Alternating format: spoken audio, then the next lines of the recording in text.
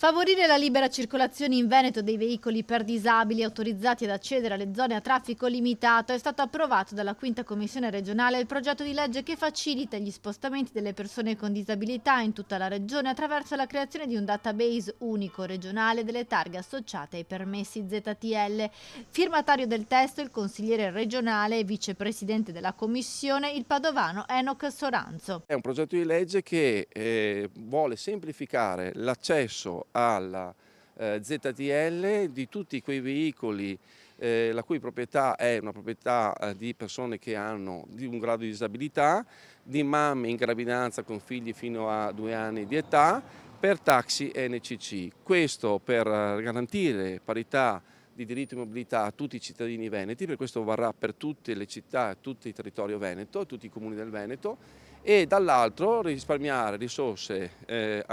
economiche dal punto di vista amministrativo, perché non ci saranno più tutte quelle procedure di annullamento, di emissione sbagliate per chi di fatto oggi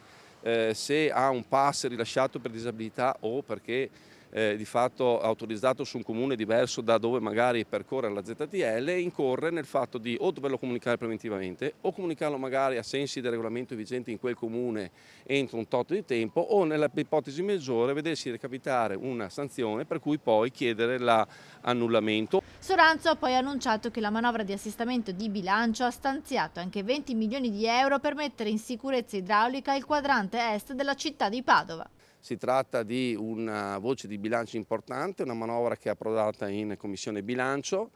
All'interno di questa manovra ci sono 20 milioni di euro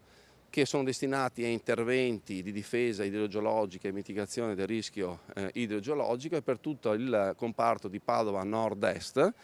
che di fatto come regione ci eravamo assunti per mettere in sicurezza